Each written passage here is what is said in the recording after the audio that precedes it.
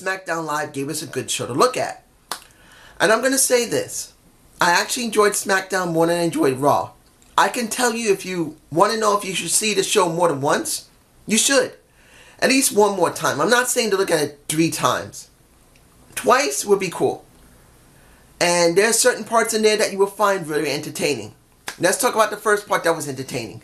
And that was New Day versus Rusev Day. Look, this has been done so many times over the years near December. They always try to do something funny near the end of the year. Always do. It always happens and always will happen. But I will say, you got one entertaining team in a Rusev Day. You got one entertaining team in New Day. Just stick them together, you got something good there. And how they got started because of the pancakes was silly. Excuse me. But I can honestly say it was entertaining. It made me laugh. I enjoyed it. And that was the purpose of it. It wasn't meant to be perfect. It was meant to be funny and entertaining. See it for that. Hopefully you would consider that, because that was the funniest skit they had throughout the night. Now, when you look at Charlotte and her in-ring segment, when she was talking about now women going to have a Royal Rumble, I am very happy about that. The question is going to be, are they going to do a 30-woman Royal Rumble, or are they going to do a 20-woman Royal Rumble? Because as it stands, if I remember correctly, with both rosters, they got about 18, 19 women. On SmackDown, they got about 8 or 9 women. On Raw, they have 11 women. So they're short a woman or two. Either they're going to bring someone up from NXT to help, or to bring in a couple of extra people to be like specials, like Karma, like Trish Stratus, maybe Beth Phoenix may do an appearance. Who knows who may come in? Hell, you could even have Alundra Blaze come in if she's physically capable. You never know who may show up. And that wouldn't be a bad thing to see. Bring in older female wrestlers, or female wrestlers you heard of that are so good in the indies. Bring them in to do something. Introduce them that way. But in the end, her segment wasn't bad. I just want to say this. I know I've said this many times. When it comes to Charlotte, she's not perfect. And I heard so many people say that she's one of the best women on the roster. Dude, come on. Come on, she's not the best. Her in-ring work is still spotty, and her promo segments are not that good. But I will say that this promo segment, even though it was a bit choppy, was actually very effective. And that's the most important thing. Then, what did you get? My baby Naomi Knight. Naomi comes out of the blue. Congratulates Charlotte for retaining, and says, I'm phoning. If she became number one, the first woman in that match, a Royal Rumble in January 28th. And I believe that's when my mother was born. The 28th of January is when my mother was born. So this will be something special for me. Not only will it be Royal Rumble on a Sunday when my mom was born, if I'm correct, I think it's the 27th or 28th. It will be when Royal Rumble comes out, which it'll be cool. That'll kind of make my life a little more special. Kind of like that. Anyway, if Naomi's picked as number one, she says she's the first person to throw a hat into the Royal Rumble. If she's the first one, that means they have something in mind for her. I will be so happy, beyond stink, that the WWE realized that Naomi has proven herself not only in the studios, WWE studios, we know we don't care about it, but still she's been doing movies. She's been doing good with her character, her ring work, and her charisma has improved very well. When you see her talking against the Riot Squad, it was great to see that she spoke very well. She got the crowd to be interested in saying chicken head. That's a black thing. I'm not saying that's really a good thing to say, but it is something I wouldn't be surprised her saying it. But in the end, when the match happened between the Riot Squad, what was it, Ruby Riot and Logan versus Naomi and Charlotte, it was Naomi who gets the pin on Logan.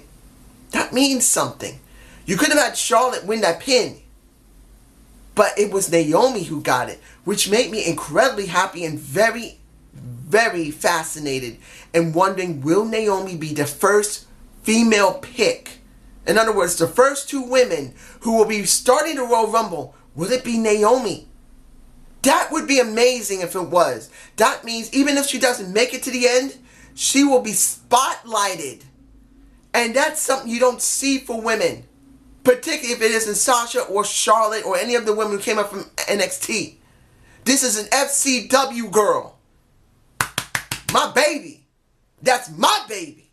And I am proud of her if she does become the number one in the Royal Rumble on the 28th of January. Now,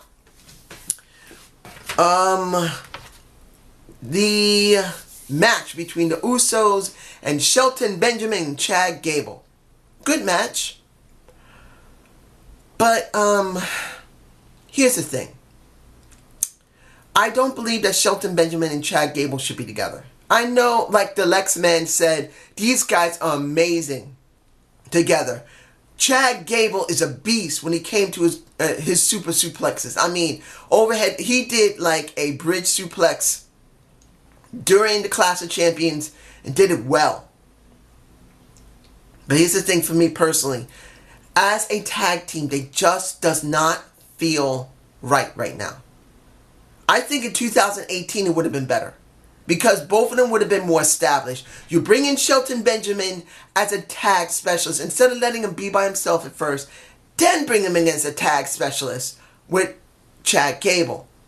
But you stuck them together. And at one point it didn't seem that bad.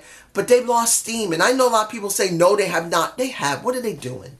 They don't get no backstage segments at all. They don't get no skits to do. And they rarely do any ring segments unless it's with the Usos or New Day. It's not with them. It's always with somebody else. If it was by themselves, like when it came to New Day, when it came to the Usos, when it came to Rusev Day, you could see at least with Rusev Day, which they should be faces, that they have been given backstage segments by themselves to talk and do whatever they want. When was the last time you saw Shelton? It's angering me because I know people are going to say, dude, you're wrong. Shelton Benjamin and Chad Gable should be together. No. They should be separated. They should never been brought together so soon. Shelton Benjamin should have been a singles competitor first. And then after that, he should have been brought in as a tag specialist with Chad Gable. That's just how it looks. Now, maybe next year they'll finally break them up. They don't have to feud yet. They could just break them up. Or they could actually do the feud next year. I personally think they would be better as a feud. But I would be alright if they just broke them up. Then they brought them back together shortly and then made them feud. That wouldn't be too bad. But as it stands now, they're a waste. They're really a waste as they are as a tag team. They just are. Having the ability does not mean they have the charisma and everything else together. It just doesn't seem to be there. Now, the match of the night. Which, well, not the match of the night. Because the Usos and Shelton Benjamin and Chad Gable was the match of the night. It was the last match of the night. And that was the 6-man tag of the heels versus the faces. You know who they are. I don't need to say them because I always tend to botch their names. So I'm just going to say it's a 6-man tag with everybody there. And it wasn't bad. And the one thing I noticed, it was interesting. You look at Randall Keith Orton. He normally doesn't step aside to let other people really have their due, have their say, get something good often. But lately, if you noticed, it wasn't just that he's been jobbing. He's been working with talent that is not as young, not much older than he is, or maybe a little bit older. It's that he's been helping them get over. It's not that they're not established already, but he's actually doing something substantial. He's actually helping other talent. Now, mind you, when it comes to him and Shinsuke Nakamura, they're not really getting anywhere. There's no real storyline between him and Shinsuke. There's no feud. So those two are not going to have any problems. But then it's not like you're going to stick these two in a tag. I actually think if you stick Shinsuke Nakamura with Randy Orton, you would have one hell of a tag team. And I actually wouldn't mind seeing it, but they're not really doing that. They're just showing them they're friends and they're there by each other's side. That's not bad. But if you see them individually, they're really not doing anything. So it is kind of sad to see Shinsuke not doing anything, and it's sad to see Randy Orton not doing anything, particularly that when John Cena is not there, and let's be honest, when there's no John Cena, there's no Brock Lesnar, there's no Kane or Big Show, who is the only one left with any star power that is on the main roster of either brands constantly? That's Randy Orton. And even though you don't want to see Randy Orton in a story all the time, he should be in one. He should be doing something. Now, of course, the faces win. It's AJ who pins, who was it? Sami Zayn. And seeing that, it was kind of interesting to see that Randy Orton helps AJ a little bit, and then he seems very enthusiastic about how Shinsuke does the Kinshasa over to a Sami Zayn. I'm really surprised about that. I'm alright with it, if this is the way it is, unless it's some type of troll. Anyway, let me see, am I forgetting anything? No, this is it. The end for me. Is it done? Is he finally done? Maybe that's the right name. Look, we know that Dolph Ziggler's contract is at the end. And a lot of people saying the reason he got the U.S. Championship is because they want him to stay. Now, this could still be part of the storyline. We already know this. They could do this and troll us. But this actually make the best sense. I'm being honest here. This would make the best sense in the world if they did this and he is actually leaving. Let's say that I gotta prepare myself. He's in my face right now. He's been in my face since I've been fixing my bandana, and now I take him away. And this is what I'm thinking about with Nick Theodore. If he really has not re-signed, and this was the last time we saw him, which probably it isn't. We're probably going to see him next week. If it's true that this is the end of his run right now, it would be the wisest thing to do to leave in this respect. Because let's say he goes away for about 2 years or a year. Leaving it on this note is actually not bad. Because then you're going to wonder why the hell he left. He went away. They do a tournament to try and see who's going to be the new U.S. champion. He's gone. He's gone for a year or two. He comes back and he can say clearly, I dropped my strap. I dropped the damn thing because I was sick of all of you treating me like garbage. And when he decides to come back, he destroys the U.S. champion at the time, whoever it is. Even if it was John Cena who came back and becomes U.S. champion, does the open challenge. Dolph Ziggler comes back after maybe 2 years. I say almost a year and a half to 2 years. He's gone. He comes back. And in the end, he comes back. He'll come back to a standing ovation. Whether he would be a face and heel is going to be a question what the company is going to do to him. But it will show the company how much people really want Dolph Ziggler or not want Dolph Ziggler. And this is something a lot of people don't get. And I got to make this clear. I'm not a Dolph Ziggler fan, but I'm not a Dolph Ziggler hater either. I've always said he could be a main event jobber. Someone who go in the main event, do a good storyline, job periodically, win periodically, and if he had to go back into the mid-card, he could. But here's the problem that the WWE has had for many years, and the Sleg Daddy hates his freaking guts, and I understand why he does. Fuck Dolph Ziggler. I understand why he does it. He doesn't like him because he thinks he's like Jeff Jarrett. In many cases, he is. There's no way to deny Dolph Ziggler doesn't have a lot of Jeff Jarrett's attributes. He does.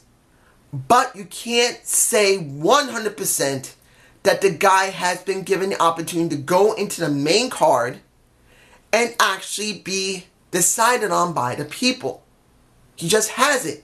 Every time when they threw him up to the main card, when he had 2 World Championship runs, which never even lasted more than a few weeks, there was no way to know if the people are going to say, yes, he's the one we want. We're going to buy his merch. We're going to come to the arenas, blah, blah, blah, blah. Or this guy's a piece of shit.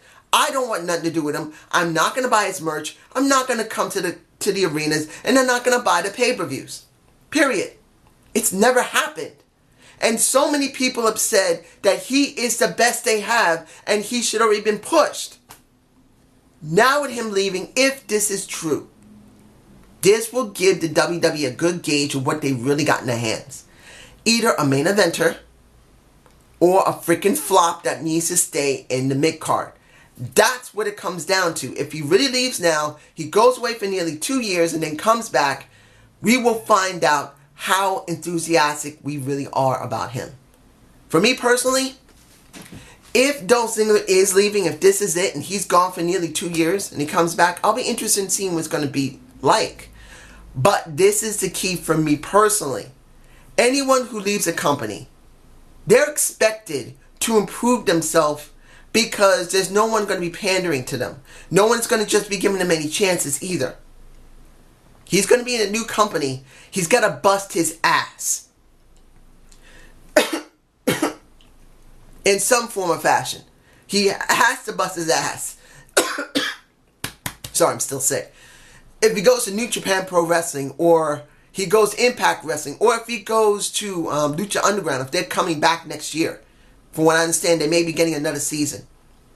If he goes to ROH or PWG, I believe. I can't remember that other promotion. Whatever promotion he goes to, or promotions, hopefully he refines his craft and becomes more enthusiastic. Kind of like what happened with Drew McIntyre. Drew Galloway, when he left the WWE, really, he didn't get anywhere. They didn't push him much, so he left. He went traveling around with the different promotions, and he improved his ass. He got better looking physically. He worked on his promos. He worked on his charisma. He worked on his becoming a ring general. And you look at Drew Galloway, Drew McIntyre now in NXT, the guy looks good. So when they bring him back to the main roster, it will be a different feel compared to what the moniker of the Chosen One was. I just believe right now, as it stands, he will be something good if he comes back with improved skills and improved ability. But that's still a question. But you guys tell me below, do you believe Dolph Ziggler is done, or is this a work? Not a shoot. Have a good day. Have a good night. Peace!